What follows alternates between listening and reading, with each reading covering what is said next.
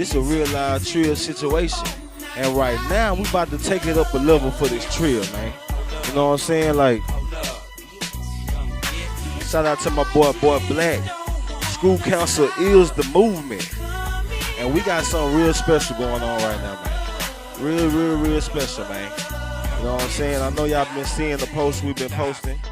You know what I'm saying? So I need y'all to understand what's about to happen right now. I got a caller calling in from Washington, D.C. Shout out to the whole DMV. Everybody in the DMV that been showing me love, man. Look, I appreciate all the love and I appreciate everybody tuned in. But right now, man, I got this young lady on the line right now. Her name is Moolah Baby. I'm talking about School Council is the movement, and I'm so honored to have her on the line right now. Miss Moolah, are you there, baby? Yes. Yes. So please, thank you again for your time for calling in to Triple Life Radio. But can you give us a brief introduction of yourself, please, young lady? Okay, so my name is Tia. My nickname is Moolah. I got that name as a kid, and I was raised in Maryland, but I'm from DC. I have two children, a 4-year-old boy and a daughter, two, just turned last week. I was diagnosed with nasopharyngeal carcinoma, Okay. short for nasopharyngeal cancer. I had a tumor in my nasopharynx, and it just like wildfire.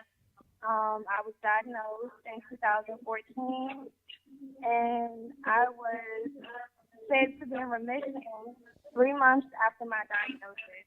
Mm. So, I lost my hair, I lost everything.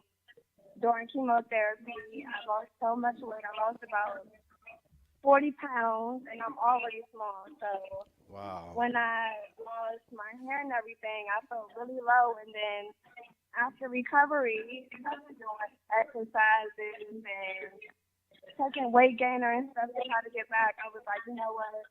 I have a testimony. Like, I battled through this, and I need to be like an advocate. I need to be a voice for survivors and other cancer patients. Mm. That is amazing. That is amazing. Like I say, shout out to my boy Black. He actually supposed to be right here right now, but he has things going on. But he has this movement called School Council the Movement. And we are really pushing for all the cancer survivors, and we represent for those that we lost in cancer. You know what I mean? So it's such an honor for you to call in and really just give us your story. So how old was you when you found out you had cancer? I was 19, and my son, he had just turned 1. Mm. I had cancer during the time for his birthday party, but I wasn't aware. So right after his birthday party, after I felt like I did everything, I went to the doctor. I got a biopsy, and they came back like, yeah, it's not a blood clot that you have in your nose. It's actually a tumor, and Mm. it's cancerous. Wow. So it all started from I was working at McDonald's at the time, and my nose would just be running blood like 24/7. And I'm not a nosebleeder. I never had nosebleeds as a kid or anything like that. So, I'm working at McDonald's, and my nose is running. They're like, yeah, you need to go take care of that. And I'm like, look, I'm just trying to do this double shift so I can throw the best birthday party for my son who's turning 1. Mm. So, boom, I threw the birthday party, and then, yeah, shortly after that, I went to the doctor. I finally went to go take care of myself, and that's when I was diagnosed. So they told me that I didn't have to do chemotherapy. I probably just had to do radiation therapy, and I would be fine. So, when I went to go see my oncologist, I would go back and forth. Um, they told me that it was just spreading like wildfire, like it was just spreading too fast, and I needed to be put in the hospital. Mm. So when I was waiting to get the chemotherapy, it had spread it. The cancer had spread it to one lymph node, And shortly after, started to another lymph node, and I had to get both treatment, radiation and chemotherapy. Wow. So I did that for about a month, and then I was done with the regimen, or at least I thought I was. So me trying to, trying to get back, I go get tattoos, which wasn't smart.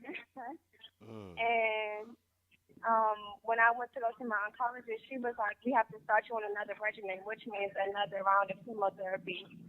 So my immune system was very weak, and then come to find out, I had an infection in my heart. I had an infection in my blood from the tattoos.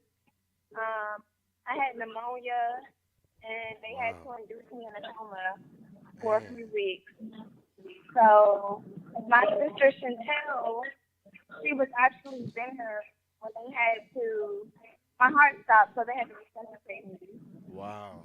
And then, yeah, shortly after, I came out of my coma, and I was in ICU. And before that, when they started me on radiation therapy, I had to get a feeding tube, a gastric tube, because the radiation therapy had messed my throat up so bad that I wouldn't be able to swallow, not even my own spit. So, Wow. yeah, I was getting fed through gastric tube. And to this day, I still have problems swallowing solid. So I have to drink like Boost Plus and Ensure Plus so that I don't lose weight and I can maintain my weight and stuff and still be like healthy. So it's really like an everyday battle. But I'm maintaining. I'm so happy that I'm doing well, especially where I came from years ago. I know that's right. And God is good. God is good. they God. thought they also thought I have a daughter. They said I couldn't have any kids at all from the Latin. That's the kind of chemotherapy I got. Yeah. So a year after I recovered, I found out I was pregnant with my daughter. Wow. And she's two. She turned 2 March 4th. I know that's right, man. God is good, man. I'm so God is just so good. I know that's right. And I just want you to let people know how important it is to stay positive through all of this because at the end of the day, just from what you told me, I can tell I know it was an emotional time period to find this out. You got so much going on in your regular life and then to find this news. Just just tell us how important it is to stay positive through the whole process. Right. Um, a lot of people, I did a documentary like sometime last year, and people replied back. They would be like, "Well, did you ever think that you was going to die?" And I'm like, no, that never once crossed my mind at all. I know that's It was right. like, my life was like, I need to fight home and get to my son. I know that's right. I just kept my son on my mind. Like, I need to hurry up and get back home to my son. I'm missing out. I need to just get through this and so I can get home to my son. It was like, whatever they tell me to do, I'm doing it so I can get home to my son. Right. And I never had any negative thoughts in my mind. I would try to just adapt to my situation. Like when I was in the hospital, I wasn't like sobbing about it. I was sitting there and I would watch Criminal Minds and stuff. Like it was never a negative thought. I tried to stay optimistic the whole time, Man. and that's what really got me through. I feel like because I used to work in the doctor's office as well, and a lot of people that had cancer would come through and would be like, I don't think I'm gonna make it. And I would literally have to sit down and talk to him like, look, you gotta change your mindset. You have a whole family, you have children, you got grandchildren, you got great grandchildren. They don't want you to even think that you're not gonna make it. That's not even the mindset you should have. Through any tough situation, you should always be like, I can't wait till I'm through this time so I can do this and I can do that. Not, I don't think I'm gonna make it through this time. You know Man. what I mean? Yeah. It's like you gotta look at the light at the end of the tunnel, and then when you get to the light, think about how you're gonna tan when you get to that light. You know what I mean? I know that's right. Man. So Man, that's so powerful. That is so powerful because, like I said, I lost both of my grandparents to cancer, and my boy that started the movement, boy Black, he lost his mother to cancer, and we just really trying to put the awareness out there of what this disease is, because, like you said, you have battled a whole different type of cancer that we're not familiar with. So can you tell us a little bit about that cancer and like how would you know, get that, or how can you prevent yourself from having that type of cancer, or is it something that you can can even prevent? Well, I don't believe there's any way to prevent cancer because honestly, I was 19 and I wasn't a heavy smoker. Like even my oncologist told me that you have to really like smoke cigarettes or anything like that for years and years and years for cancer to develop. It's like a natural illness, and it doesn't really because it doesn't happen to anybody in particular or anybody that's living any kind of particular lifestyle. It could stem from anything. Nasopharyngeal carcinoma, which is the cancer I had, is they say that it's like African people from Africa or Korean. Hmm. They are like the ones who get cancer like that. Like Black Americans, it's not very common. So it's like there was nothing that stemmed from me being diagnosed with cancer. Wow. So it's really like I don't know how to explain it, but cancer can cover anybody, and this is the worst kind of illness anyone can have. That's what I believe. Oh, really? I know that's right.